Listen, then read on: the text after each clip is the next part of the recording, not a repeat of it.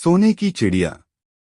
उधर जब काफी समय बीत गया और बड़ा राजकुमार नहीं लौटा तो मंझला राजकुमार सोने की चिड़िया की खोज में चल पड़ा। वह भी उसी तरह चलते चलते जंगल में पहुंचा तो वही लोमड़ी उसे भी मिली।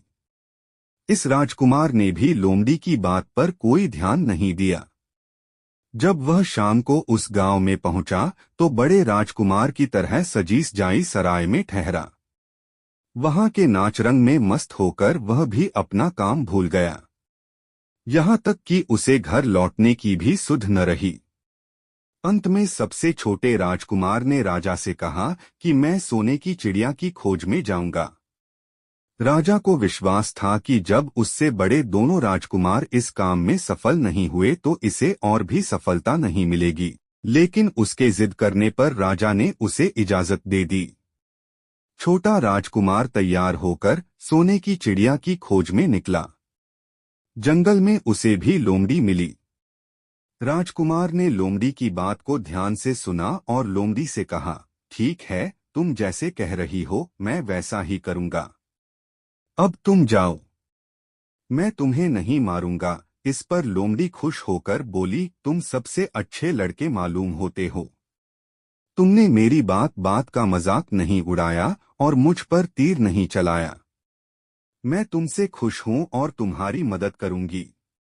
आओ तुम मेरी पूंछ पर बैठ जाओ, मैं तुम्हें उस सराय तक पहुंचा देती हूँ। देखते देखते लोमड़ी की पूंछ काफी बड़ी हो गई और राजकुमार उस पर बैठ गया। उसके बैठते ही लोमड़ी हवा में उड़ने लगी और थोड़ी ही देर में मैदानों और पहाड़ों को पार करके उसी गांव में जा पहुंची। राजकुमार ने उसकी सलाह को मानकर छोटी और पुरानी सराय में ही डेरा डाल दिया। वह दूसरी सजी सजाई सराय से दूर ही रहा। दूसरे दिन सुबह उठकर जब वह आगे बढ़ा तो कुछ दूर चलने पर उसे वह लोमड़ी फिर से रास्ते में मिल गई। लोमड़ी ने उससे कहा, अब मैं तुम्हें बताती हूँ कि आगे तुम्हें क्या करना चाहिए। तुम सीधे चलो। आगे चलने पर तुम्हें एक बहुत बड़ा किला मिलेगा जिस पर सिपाही लोग पहरा दे रहे होंगे। तुम सिपाहियों से डरना मत और सीधे अंदर चले जाना, क्योंकि वे इस समय सो रहे होंगे। तुम बेधड़क होकर किले में घुसते चले जाना और उनके कमरों को पार करते हुए उस जगह पहुंच जाना जहां लकड़ी के एक मामूली से पिंजरे में सोने की चिड़िया बंद है। तुम चिड़िया को पिंजरे सहित उठाकर किले से बाहर ले आना। लेकिन एक बात याद रखना, चिड़िया के पिंजरे के पास ही एक बहुत सुंदर सा सोने का पिंजरा भी रखा होगा। तुम भूलकर भी चिड़िया को उस पिंजरे में मत रखना, मगर तुम उसे लकड़ी के पिंजरे में से निकालकर सोने के पिंजरे में रखने की कोशिश करोगे तो बाद में पछताओगे। यह कहकर लोमड़ी ने राजकुमार को फिर से अपनी पूंछ पर बिठाया और थोड़ी ही देर में उसको किले के पास पहुंचा दिया। राजकुमार ने किले का पास जाकर देखा कि सचमुच उसके पहरेदार सो रहे थे। वह बिना डरे सीधा महल में घुस गया और थोड़ी ही देर बाद वह उस कमरे में जा पहुंचा जहां सोने की चिड़िया एक पिंजरे में बैठी हुई थी। पिंजरे के पास ही सोने के 3 सेब पड़े हुए थे। इन सेबों को देखकर राजकुमार ने फौरन पहचान लिया कि ये सेब उसके पिता के बाग के ही थे। सोने की चिड़िया इतनी सुंदर थी कि राजकुमार उसको देखता ही रह गया। वह उसको उठाकर लाने ही वाला था कि उसकी नजर पास ही पड़े एक सुंदर से पिंजड़े पर पड़ी। वह पिंजड़ा बहुत सुंदर था और उसमें तरह तरह के कीमती पत्थर जड़े हुए थे। सोने की चिड़िया के लिए वही पिंजरा ठीक मालूम पड़ता था। राजकुमार लोमड़ी की बात को भूल गया और उसने सोने की चिड़िया को लकड़ी के पिंजरे से निकालकर सोने के पिंजरे में बंद कर दिया। लेकिन नए पिंजरे में आते ही चिड़िया ने खूब जोर जोर से शोर मचाना शुरू कर दिया। राजकुमार पिंजरे को उठाकर कमरे से बाहर भी नहीं निकल पाया था कि बहुत से सिपाही कमरे में घुस आए और उन्होंने राजकुमार को पकड़ लिया। अब राजकुमार को अपनी भूल का पता चला। उसे याद आया कि लोमड़ी ने उससे क्या कहा था। लेकिन अब क्या हो सकता था। सिपाही उसे खींचते हुए राजा के दरबार में ले गए। राजा के पूछने पर राजकुमार ने सारी बात कह सुनाई। राजा बोला, तुम मेरे महल में चोरी करने के लिए घुसे थे। मैं तुमको माफ नहीं कर सकता। तुम्हें फांसी की सजा दी जाएगी।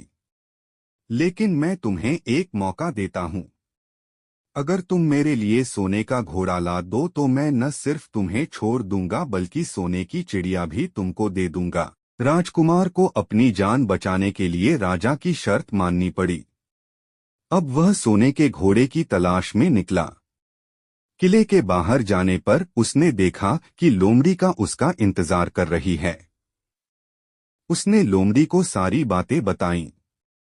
लोमड़ी ने निराश होते हुए कहा, मैं अब तुम्हारी कोई मदद नहीं करूंगी। तुमने मेरे कहने के अनुसार नहीं किया। मैंने जिस तरह से कहा था, अगर तुम उस तरह से काम करते तो इस मुसीबत में नहीं फंसते और सोने की चिड़िया तुम्हें मिल जाती। राजकुमार बोला, इस बार मुझे माफ कर दो। मुझसे गलती हो गई। मेरा काम तुम्हारी सहायता के बिना नहीं चलेगा। मुझे राजा ने सोने का घोड़ा लाने के लिए कहा है, वरना वह मुझे फांसी पर चढ़ा देगा। लोमड़ी ने कहा, खैर मैं तुम्हें माफ करती हूँ। अब तुम ऐसा करो कि मेरी पूंछ पर बैठकर सीधे चले चलो। कुछ दूर जाने पर तुम्हें एक दूसरा किला मिलेगा। उसी किले की घुड़साल में तुम्हें सोने का घोड़ा बंधा हुआ मिलेगा। महल के नौकर चाकर सब सो रहे होंगे। तुम चुपचाप जाना और घोड़े को खोल लेना।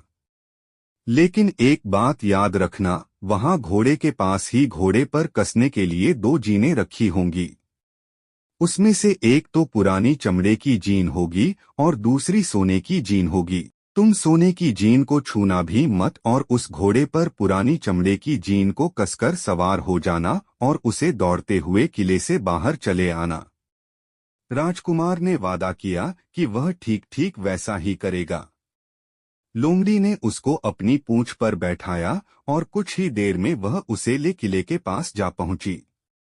किले के पास पहुंचते ही लोमड़ी ने उसे नीचे उतारा और फिर वहां से चली गई।